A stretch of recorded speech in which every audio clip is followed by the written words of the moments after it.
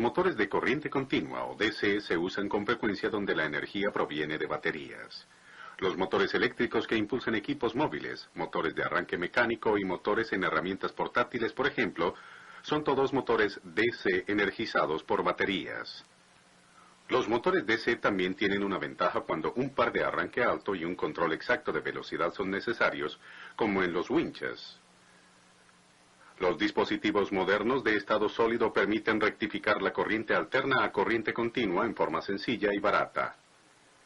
Y por eso los motores DC pueden usarse casi donde quiera. Vimos en la lección 1 que cualquier eje de un motor gira y ejerce torsión porque los polos del rotor son atraídos y repelidos por los polos del estator. En un motor DC el estator se le conoce como el campo.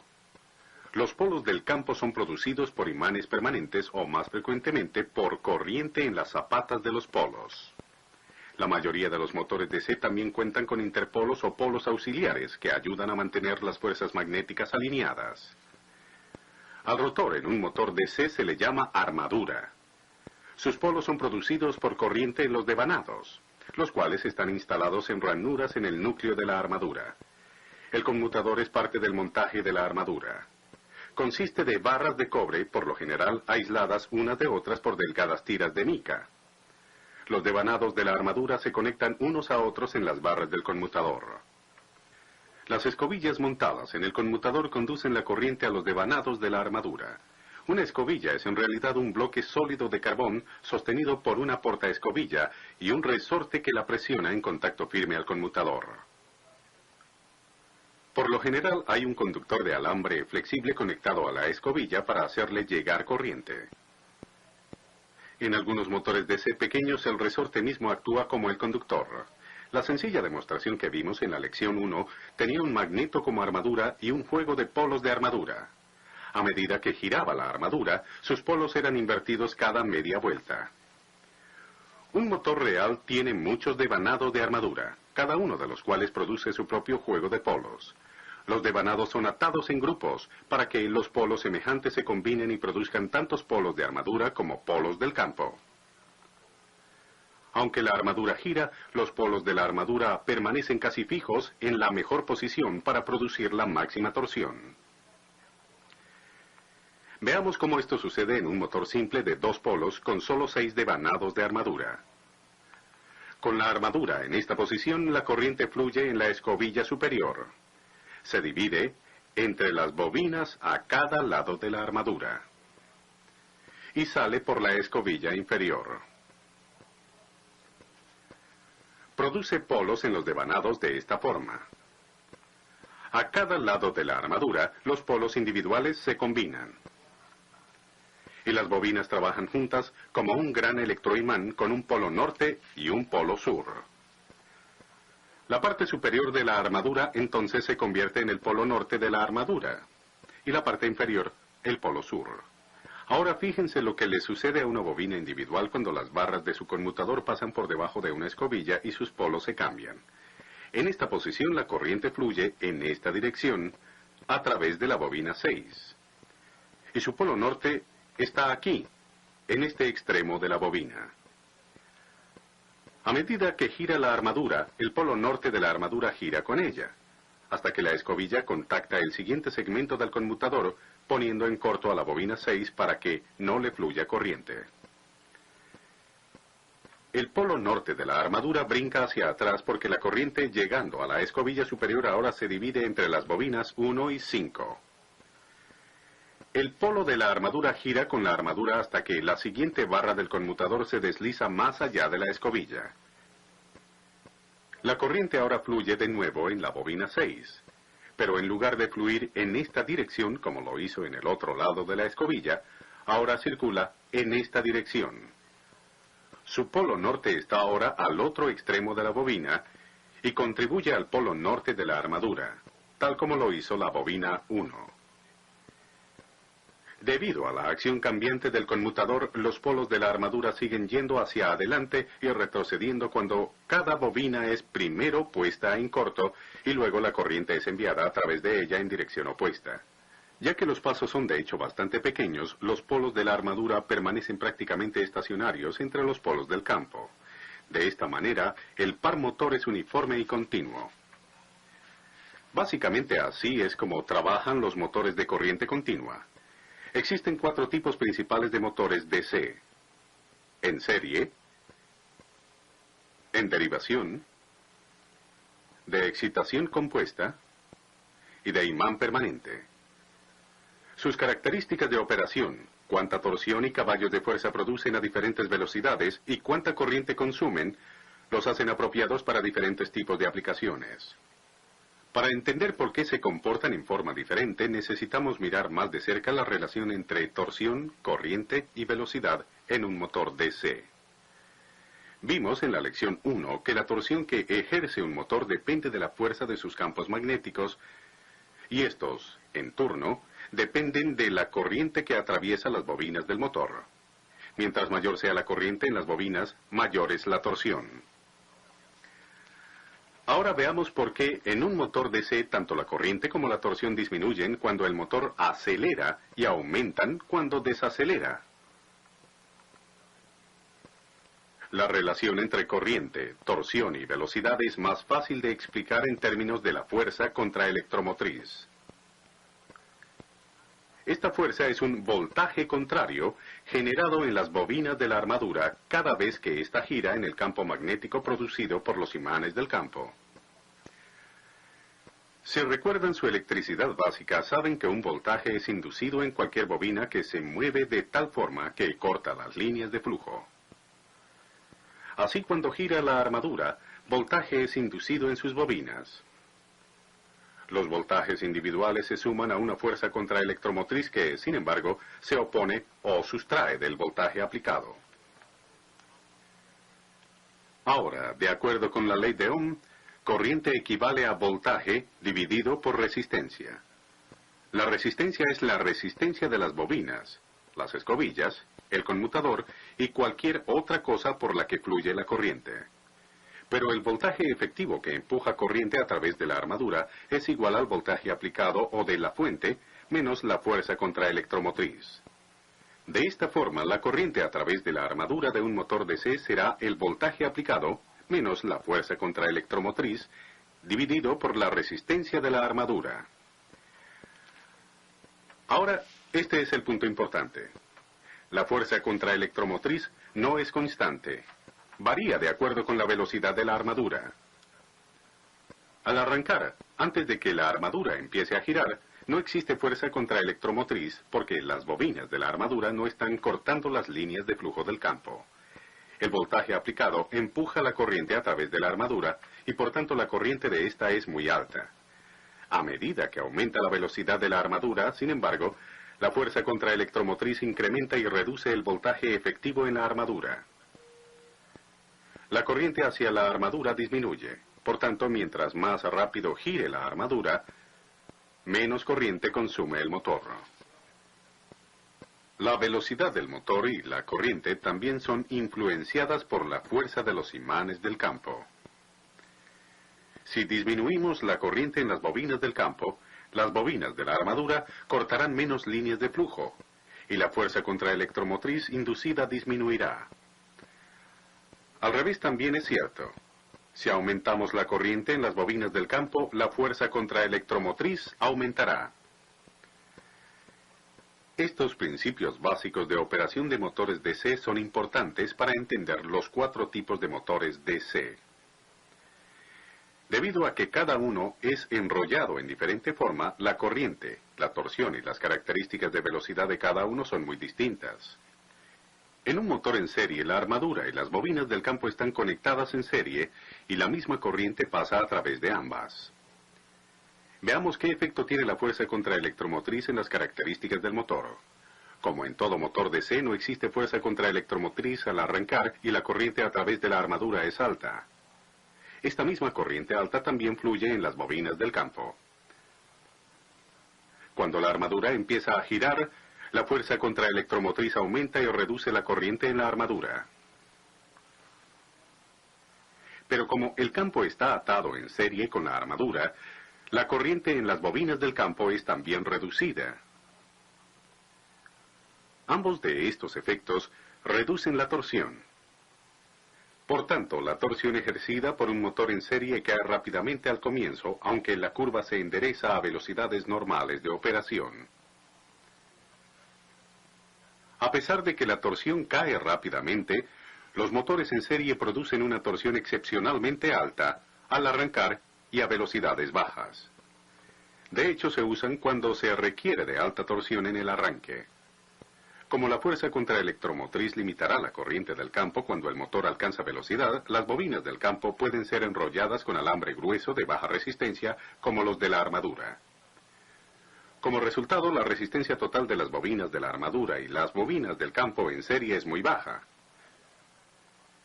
Al arrancar y a baja velocidad, antes de que aumente la fuerza contraelectromotriz, la corriente tanto en el campo como en la armadura es muy alta y produce un par motor alto. Una desventaja notable de los motores en serie es que carecen de una velocidad sin carga estable. Cuando a un motor se le alivia su carga, este tiende a acelerar. En motores que no son en serie, esta tendencia es opuesta por el rápido aumento de la fuerza contraelectromotriz y la resultante caída en la corriente del motor. La fuerza contraelectromotriz también aumenta en los motores DC en serie, disminuyendo la corriente del motor. Pero debido a que el campo está en serie con la armadura, la corriente decreciente en el campo tiende a oponerse a la fuerza electromotriz en aumento. Como resultado, la corriente neta del motor no cae lo suficientemente rápido para desacelerar el motor y por tanto continúa acelerando. Cualquier motor, si gira demasiado rápido, será destruido por sus fuerzas centrífugas. La armadura literalmente volará en pedazos o explotará. Los motores en serie pequeños por lo general tienen suficiente fricción de las escobillas y cojinetes para prevenir esto, pero los motores en serie grandes, como los de un montacargas, deben estar conectados directamente a la carga por medio de engranajes. No se usan embragues o clutches. Correas tampoco son usadas con motores en serie, ya que pueden romperse o zafarse y dejar que el motor cobre sobre velocidad. En un motor conectado en derivación, las bobinas del campo están conectadas en paralelo, en vez de en serie con la armadura. Como resultado, la corriente en ellos no es afectada por la fuerza contraelectromotriz. Así, la corriente del campo es independiente de la velocidad del motor y provee un flujo del campo casi constante. Ya que la fuerza contraelectromotriz no limita la corriente de las bobinas del campo, las bobinas necesitan tener una resistencia considerable. Estas son enrolladas con muchas vueltas de alambre fino. Debido a que el alambre fino transporta una corriente constante y bastante baja, el par de arranque de un motor en derivación es mucho menor que el de un motor en serie. Pero como la corriente del campo permanece constante a medida que la velocidad del motor aumenta, la torsión no cae tan rápidamente como en un motor en serie. Otra ventaja de un motor en derivación es que una vez alcanza la velocidad normal de operación, tiene buena regulación de velocidad. Esto significa que la velocidad no cambia mucho si cambia la carga. Este motor en particular, por ejemplo, produce momento torsional normal a 2500 revoluciones por minuto. Si se dobla la carga de tal forma que produzca el doble de la torsión, solo desacelerará a 2300 revoluciones por minuto. Un típico motor en serie desaceleraría mucho más bajo las mismas condiciones. Los motores en derivación también tienen una velocidad superior o sin carga fija. Y no se desbocarán porque el campo se mantiene constante a medida que aumenta la velocidad de la armadura. Los motores DC industriales grandes a menudo son de devanado compuesto. Esto significa que tienen ambas, bobinas en serie y en derivación enrolladas en los mismos núcleos del campo. Cada grupo de bobinas contribuye al flujo del campo. Los motores de excitación compuesta por lo general combinan algunas de las mejores características de los motores en derivación y en serie. Su torsión de arranque es más alta que la de un motor en derivación. Sin embargo, su regulación de velocidad es casi tan buena como la de este y tiene una velocidad sin carga estable. Existen varias formas diferentes de interconectar las bobinas en serie y en derivación en un motor de excitación compuesta. Cada uno produce características operacionales del motor ligeramente diferentes. El grado de combinación, o sea, la proporción de la fuerza total del campo suministrada por las bobinas en serie y en derivación, también afecta el comportamiento del motor. Los motores de imán permanente no poseen devanados del campo. Los imanes permanentes suplen un campo magnético constante. Los imanes del campo y los devanados de la armadura usualmente están proporcionados de tal modo que la curva de torsión es casi una línea recta desde baja velocidad hasta velocidad sin carga. Una curva de torsión como esta significa que el motor produce caballos de fuerza casi constante, no importa su velocidad. Muchas máquinas de enrollado de carretes funcionan mejor con este tipo de curva de torsión. Ahora, como mencionamos al comienzo, una de las principales ventajas de los motores DC es un control preciso y relativamente fácil de velocidad y torsión. Para entender cómo puede cambiar la velocidad y la torsión de un motor DC, observemos un motor funcionando a una velocidad constante. El motor está produciendo justo la torsión necesaria para hacer girar la carga a esa velocidad. El par motor y el par de carga son iguales, o balanceados uno con otro. La fuerza contraelectromotriz también está balanceada con el voltaje de suministro a un nivel constante. El voltaje efectivo produce justo la corriente suficiente para que el motor produzca la torsión que necesita para hacer girar la carga. ¿Qué sucedería si alteramos el balance de alguna manera? Supongamos que disminuimos el voltaje sobre la armadura. El voltaje efectivo de la armadura cae. La corriente de la armadura y el par motor también decrecen. El motor ya no está produciendo la suficiente torsión para impulsar la carga, y el eje va más despacio. Esto disminuye la fuerza contraelectromotriz. Como resultado, el voltaje efectivo aumenta lo mismo que la corriente de la armadura, hasta que el motor produce la suficiente torsión para impulsar la carga a la velocidad reducida. La situación de nuevo es estable, pero el motor está marchando más despacio. Pero, ¿qué pasa si ajustamos el voltaje del campo? Supongamos que lo reducimos. La corriente a través de las bobinas del campo decrecerá, reduciendo la fuerza del campo magnético. Puesto que las bobinas de la armadura están cortando menos líneas de flujo, la fuerza contraelectromotriz caerá. Más corriente fluirá en la armadura y el motor acelerará la velocidad hasta que la fuerza contraelectromotriz se eleve de nuevo y el par motor sea suficiente para impulsar la carga a la velocidad más alta. Así es como trabaja un regulador de motor DC, o cambia el voltaje hacia la armadura o hacia el campo. Aumentar el voltaje de la armadura o disminuir el voltaje del campo acelerará el motor. Para desacelerarlo, un regulador de motor disminuye el voltaje de la armadura o aumenta el voltaje hacia el campo. La primera función de la mayoría de los reguladores de motores DC es la de iniciar el motor. La mayoría de motores DC por encima de 1 o 2 caballos se deben arrancar a un voltaje reducido porque, como vimos, la resistencia del motor es muy baja. Si el voltaje pleno de la línea fuera súbitamente conectado, la corriente de entrada sería mayor de lo que la fuente pudiera suministrar. Por ello, los reguladores proveen un voltaje que aumenta en forma gradual o por etapas, a medida que el motor cobra velocidad. Algunos reguladores de motores DC también permiten que el motor se use como freno. En realidad, incluso sin un regulador, la mayoría de motores DC limitarán la velocidad de una carga que trata de girar más a prisa que la velocidad sin carga del motor. Una carga de este tipo es llamada carga de desbocamiento. Lo que sucede cuando una carga se desboca es que la fuerza contraelectromotriz inducida en la armadura se eleva por encima del voltaje de suministro. Entonces, en vez de recibir corriente de la fuente, el motor se convierte en un generador y empuja la corriente de vuelta hacia la fuente. Cuando la corriente reversa, se invierten los polos de la armadura y se invierte la torsión. Aunque el eje continúa girando en la misma dirección, las fuerzas magnéticas en el motor están tratando de hacerlo girar en la dirección contraria. De este modo, el par motor trabaja contra la carga desbocada limitando su velocidad. Ahora, si desconectamos la fuente de voltaje de la armadura, el efecto frenador del motor será intensificado. La fuerza contraelectromotriz ya no se está oponiendo, así que la corriente invertida en la armadura aumenta y la torsión de frenado se hace mucho más fuerte. Para que esto suceda, la corriente debe tener un circuito completo a través de las bobinas de la armadura. De tal forma, cuando se acciona el interruptor de freno, el regulador del motor conecta los resistores en paralelo con los terminales de la armadura al mismo tiempo que apaga la fuente de voltaje. Como la fuerza contraelectromotriz disminuye a medida de que cae la velocidad de la armadura, la corriente y la torsión de frenado desacelerarán a medida que el motor desacelere. A cero velocidad no habrá frenado, así que el eje no será detenido. Los frenos mecánicos a menudo se engranan cuando el motor alcanza una velocidad baja para completar el frenado. Invertir un motor DC es muy simple. Invierta la corriente, bien sea en las bobinas del campo o en las de la armadura. Cuando se invierten los polos magnéticos, el par motor se invierte.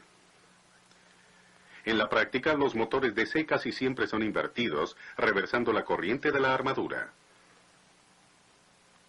Una de las razones para esto tiene que ver con una parte del motor que aún no hemos visto: los interpolos o devanados de conmutación. Estos son polos instalados entre los polos principales del campo y enrollados con alambre grueso en serie con la armadura. La mayoría de motores en derivación, de excitación compuesta y de imán permanente por encima de medio caballo los tienen. Su propósito es el de evitar que las escobillas chispeen bajo diferentes condiciones de carga. Pero los interpolos solo pueden hacer esto si su polaridad es correcta con relación a la dirección en que gira el motor. Cuando cambia la dirección del motor, su polaridad debe también cambiar. Puesto que los interpolos están instalados en serie con las bobinas de la armadura, invertir las conexiones del campo invertirá el motor, pero no los interpolos, y las escobillas chispearán fuertemente. Cuando usted está conectando un motor para operación invertida, recuerde cambiar las líneas de la armadura, no las del campo. Bueno, hemos visto las partes principales de un motor DC. Sabemos de sus funciones y de cómo están interconectados en los 4 tipos principales de motor. Si usted mantiene en mente los puntos básicos acerca de cómo trabajan las escobillas y el conmutador para cambiar la corriente en las bobinas de la armadura, y de cómo la fuerza contraelectromotriz afecta la velocidad del motor y sus características de torsión, usted será capaz de entender por qué un motor DC se comporta como tal. En programas futuros de esta serie discutiremos las especificaciones de motores, su instalación, mantenimiento e investigación de averías.